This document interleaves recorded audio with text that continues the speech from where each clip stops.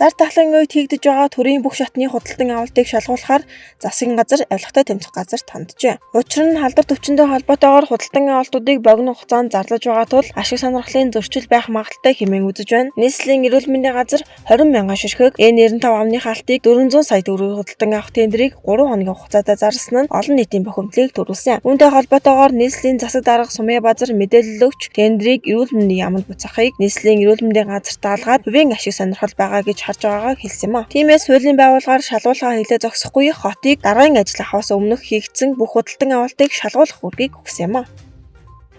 Эрдэнэс Silver Resource компани 2 дугаар сарын 8-ны өдөр 105 тэрбум төгрөг буюу 37 сая $, Монгол банкнд тушааж тэдүүрийн зээлгүй байсан анхнуудад 1 сая төгрөг олох ажлыг эхлүүллээ. Ерөнхийлөгч өнгөрсөн бям гарагт Дунгой аймагт ажиллаж салхитын алт мөнгөний ордны үйл ажиллагаатай танилцах үеэр Эрдэнэс Silver Resource компани гүйцэтгэх захирал Мөнх Баяр дээрх мэдээлэл өгсөн хэмээн ерөнхийлөгчийн тамгын газраас мэдээлсэн юм а. Өөрөөр хэлбэл 2019 онд тэдүүрийн зээл тэглэх үеэр зээлгүй байсан анхнуудад энэ оны 5 дугаар сард багтаан нийт 210 орчим тэрбум төгрөгийг олгоно гэсэн байна. Салхитын алт мөнгөний ордыг 2043 он, 2047 он хүртэл ашиглах тусгай зөвшөөрлүүдийг 2018 онд цуцалж төрийн мэдэлд шилжүүлсэн. Улмаар 2019 онд тус ордод хайгуулгыг ашиглах тусгай зөвшөөрлийг Эрдэнэс Silver Resource компани шилжүүлж төсвийн хөрөнгө оруулалтгүйгээр үйл ажиллагааг нь эхлүүлжээ. Салхитын алт мөнгөний ордын эдийн засгийн эргэлтэд оруулснаар тэдүүрийн зээлтэй өндөр наснуудын тэдүүрийг зээлийн нэг удаа чөлөөлж зээлгүй байсан анхнуудад сая төгрөгийн ваучер олох хуулийг улсын хурлд баталж байсан юм а.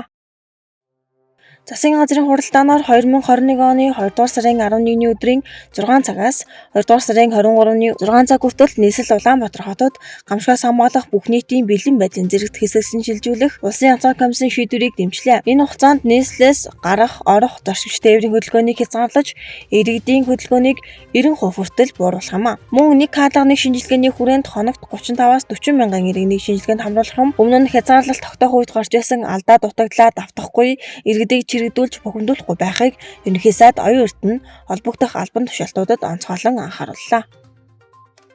Монгол улсын эрүүл мэндийн яам Оросын албаны улсын Спутник коронавирусын вакциныг бүртгэсэн тухай Оросын шууд хөрөнгө оруулалтын сан мэдээллээ. Коммерсант агентлагийн мэдээлснээр Монгол улс Спутник вакциныг хэрэглэх зөвшөөрөл олгосон 23 дахь орн болжээ. Монголын эрүүл мэндийн яам Оросын Спутник коронавирусын вакциныг бүртгэсэн талаар Оросын шууд хөрөнгө оруулалтын сан мэдэгдэж байна. Бүртгэх шийдвэрийг тус улсад эмнэлэг зүүн нэмэлт туршилт явуулахгүйгээр онцгой байдлын үед ашиглах журмаар гаргасан хэмээн тус сангийн мэдэгдэлд дурджээ.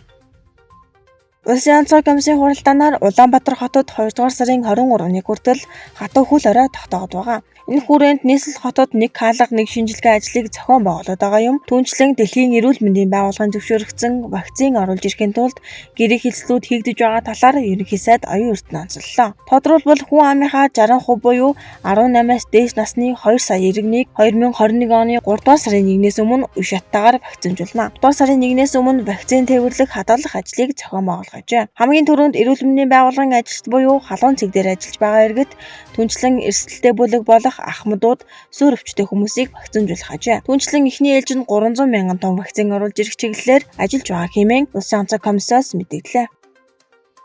Энэ сарын 11-ээс эхлэн 23-ны хүртэл Улаанбаатар хотод бүх нийтийн бэлэн байдлын зэрэгт шилжсэн. Хатуу хөлөөрөөний үеэр ямар арга хэмжээ авах талаар улсын онцгой комиссаас мэдэгдсэн юм. Мэдээллийн үеэр томоохон зах худалдааны төвүүд энэ сарын 16-ны хүртэл ажиллахгүй, харин жижиг хүнсний дэлгүүрүүд хэвийн ажиллах ажээ. Дэлгүүрүүд бараа татан авалтаа урьдчилсан байдлаар бэлдсэн бараа татна хэмээн замын хөдөлгөөнд оролцохгүй болохыг улсын онцгой комиссаас мэдээлжсэн юм а. Хатуу хөл оройгоор зөвшөөрөлтэй 14 салбарын ажилтан албан хаагчид нийтийн тээврээр зорчих бөгөөд нийтийн тээврийн хэрэгслийн тоо өмнөх үеийнхээс ихээхэн бурсан ажээ. Түүнчлэн энэ үеэр хотоос орох гарах хөдөлгөөнийг бүрэн хаасан бөгөөд гачигдал болон ямар нэгэн асуудал гарсан тохиолдолд иргэд улсын онцгой комисс руу хандан өргөдөл гарах боломжтой юм а.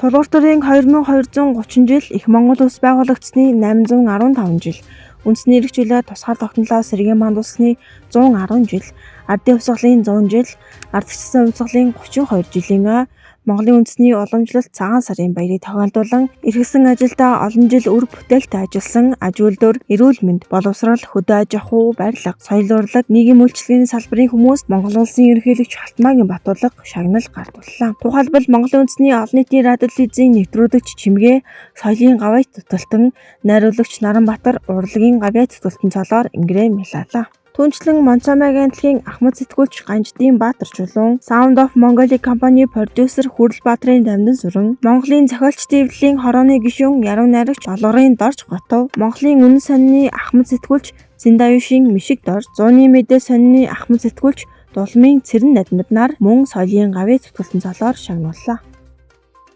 Гамшигаас хамгаалах бүх нийтийн бэлэн байдлын зэрэг чилсэнтэй холбогдуулан 2 дугаар сарын 11-ээс эхлэн нийслэлийн амаржих газруудад амарсан их нэраг нийслэлийн түргэн тусламжийн төвийн автомашинаар эмчнэр гэрт нь гаргаж байна. Энэ дагуу өчигдөр нийслэлийн өргөө хүрээ амаржих газраас нийт 56 их нэраг халдвар хамгааллын дэглэмийг чамд баримтлан аюулгүй байдлыг бүрэн хангаж гэртэн тээвэрлэн хөргөн өгчээ.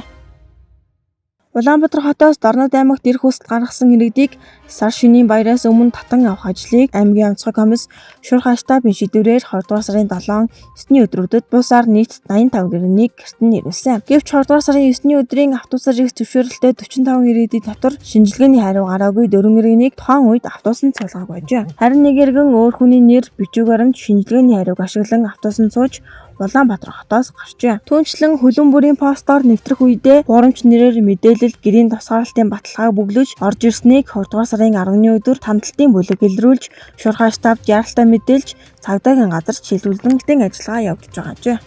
Тухайн иргэн нь 2 дугаар сарын 9-ний өдөр Баянзүрт дүргийн 3 дугаар байнгын цагт шинжилгээ өгч хариу 10-ны өдрийн 15 цаг орчимд сүрэг гарсан ажээ.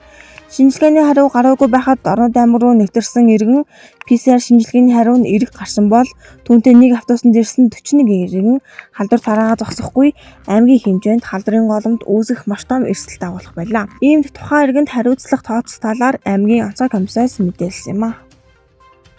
Ерөнхийлөгчийн зарилгаар одон медаль хүртэх үйл явдалтай зэрэгцэн энэ сарын 8-ны өдөр Сүхбаатарын талбай дээр нэгэн харамсалтай үйл явдал боллоо. Тодорхойлбол 34 настай иргэн 5 литрийн савтай бензиныг өөр дээрээ асган өөрийгөө шатааж амиа хорлсон ноцтой орой гарлаа. Яралтай түргэн тусламж иргэн тухайн иргэнд анхны тусламж үзүүлэхээр үзлэг гэтэл тухайн иргэн нас барсан байсан ажээ. Талигаач өөрийгөө шатах үедээ намайг хараарай хэмээн хашгирч амиа юу гэдгсэн гэдгийг галыг унтраах гэж оролцсон 2 иргэн хэлсэн юм а. Уг золгүй явдлын асуудлаар Монгол Улсын ерөнхийлөгч Батулга, Тагнуулын ерөнхий газрын дарга Одон Баатар болон дотоодын цэргийн командлагч цагдаагийн ерөнхий газрын дарга Болднаар уулзлаа. Улмаар Сүхбаатарын талбайд харамсалтайгаар амиа алдсан иргэний нас барсан явдлыг яаралтай шалгаж учир шалтгааныг нэн даруй олж тогтоохыг даалгалаа.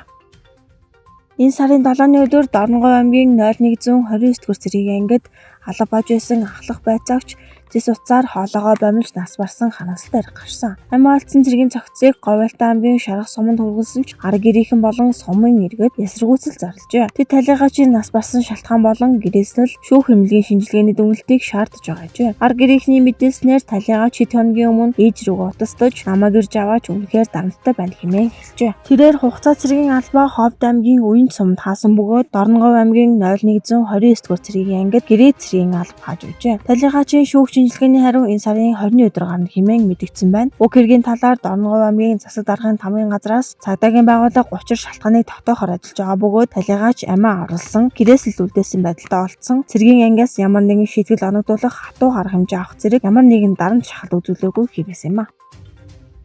Нийслэлийн сонгон орхон дүүргийн 9-р хороо Жонсон дэлгүүрийн урд уулзуур дээр энэ сарын 10-ны өдрийн 12 цагийн орчимд зам тээврийн ноцтой осол гарчээ. Тодорхойлбол Хова маркийн том оврын автомашины тоормос ажиллагаагүй болж 11 автомашинтай мөргөлдсөн байна. Зүйл улмаас 2 хүн хүнд гэмтэж эмнэлгийн тусламж үйлчилгээ авчээ.